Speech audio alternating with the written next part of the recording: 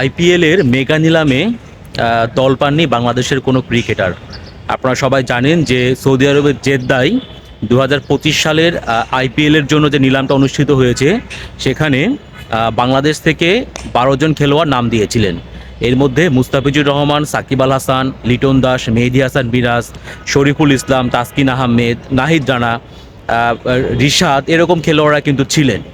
তো আমার মনে হয় কি জানেন যে 2025 সালের আইপিএল এটা বাংলাদেশের যারা সমর্থক আছেন, যারা বাংলাদেশি আছেন, প্রত্যেকেরই উচিত হবে এই আইপিএলটা বয়কট করা। মানে আমরা কি আইপিএলটা বয়কট করতে পারি না? অবশ্যই কিন্তু বয়কট আমরা করতে পারি বা করা উচিত। কারণ এই ভারত সবসময় আমরা দেখেছি যে বাংলাদেশের খেলোয়াড়দেরকে তারা উপেক্ষা করে, অবহেলা করে, তারা কিন্তু গুরুত্ব দেয় না।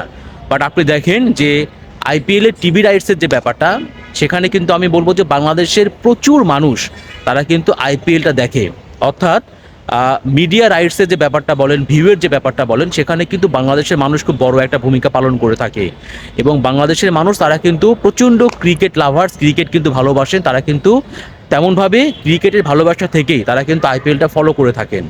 এখন এই আইপিএলে যদি বাংলাদেশ থেকে কোনো একটা খেলোয়াড়, ধরেন আমি ধরলাম যে মুস্তাফিজ, সাকিব তারা অনেকদিন আইপিএল খেলেছেন, তাদেরকে কিনলো না, কিন্তু তরুণদের মধ্যে থেকে, তরুণও বলবো না আমি, যেমন তাসকিন আহমেদ, তাকে কিন্তু এর আগেও 3বার ব্যক্তিগতভাবে তার সঙ্গে ফ্র্যাঞ্চাইজিগুলো যোগাযোগ করেছিল এবং তাসকিনকে তারা কিন্তু দলে পেতে চেয়েছিল। আলটিমেটলি বিসিবির কারণে তাসকিনের আইপিএল খেলার তার যে স্বপ্ন, সে স্বপ্নটা কিন্তু পূরণ হয়নি। তো আমি বলবো যে যারা তরুণ যারা আছে বা তাসকিন বলেন, শরীফুল বলেন, এদের কিন্তু মানে চাইলে পারেই আইপিএলের ফ্র্যাঞ্চাইজি কর্তৃপক্ষ তাদেরকে কিন্তু কিনতে পারতো, অন্তত একটা খেলোয়াড়কে কিন্তু কিনতে পারতো। কিন্তু ওই যে বললাম যে তাদের অপরাধ, তারা হচ্ছে বাংলাদেশি ক্রিকেটার।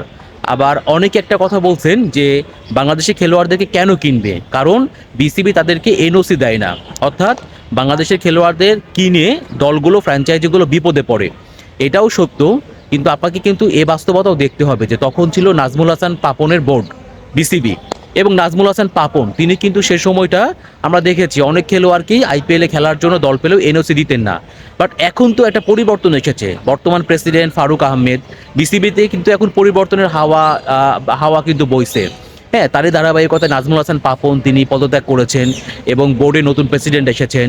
তো আরও একটা মৌসুম কিন্তু আইপিএল কর্তৃপক্ষ মানে ফ্র্যাঞ্চাইজি দলগুলো তারা দেখতে দেখতে মানে পারতো যে এইবার বাংলাদেশের কোনো খেলোয়াড়কে কিনে তাদেরকে এনওসি দেওয়া হয় কিনা। যদি এনওসি দেওয়া না হতো তাহলে আবার ব্যাপারটা অন্যরকম হতে পারতো। আবার বাংলাদেশের যে খেলোয়াড় তারা, তাদের যে ভিত্তিমূল্য ছিল সর্বোচ্চ 2 কোটি রুপি ছিল মুস্তাফিজুর রহমানের। এছাড়া সাকিব আল হাসান, লিটন দাস, মেহেদী হাসান মিরাজ, তাদের কিন্তু ভিত্তিমূল্য ছিল মাত্র 1 কোটি রুপি। আর বাকি 8 জনের ভিত্তিমূল্য ছিল 75 লাখ রুপি আর কি। সো আপনার কাছে মনে হয় না যে খুবই সস্তা দাম ছিল? সো এই যে কোনো একটা খেলোয়াড়কে, ধরেন আমি ধরলাম 2 কোটি রুপি দিয়ে মুস্তাফিজকে কিনলো বা 75 লাখ রুপি দিয়ে তাসকিনকে কিনলো, তাহলে পরে বাংলাদেশের যে সমর্থক ছিল তাদের যে ভিউয়ের যে ব্যাপারটা, এবং প্রত্যেকটা ফ্র্যাঞ্চাইজির সোশ্যাল প্ল্যাটফর্মে যে বিজনেস থাকে, আপনি বোঝেন যদি তাসকিনকে কিনতো 75 লাখ রুপি দিয়ে, কি পরিমাণ তারা বিজনেস করতে পারতো। যে টাকা দিয়ে কিনতো তার 10 গুণ টাকা কিন্তু তারা সোশ্যাল প্ল্যাটফর্মে বিজনেস করে, মানে ছবি পোস্ট করে বা ভিডিও পোস্ট করে সেখান থেকে কামাই করতে পারতো। তো তারা কিন্তু এই সুযোগটাও নেয়নি। তো আমি সব দিক থেকে আমি বলবো যে বাংলাদেশি খেলোয়াড় হওয়ার কারণেই মূলত তাদের প্রতি একটা অনীহা বা অ্যালার্জি কাজ করেছে ভারতের আইপিএল কর্তৃপক্ষ, ফ্র্যাঞ্চাইজ দলগুলার। এবং অবশ্যই আমাদের উচিত বাংলাদেশের, যদি আমরা বাংলাদেশ ক্রিকেট দলকে ভালোবেসে থাকি, বাংলাদেশি হয়ে থাকি, তাহলে পরে আসন্ন যে আইপিএলটা আমাদের প্রত্যেকের উচিত বয়কট করা।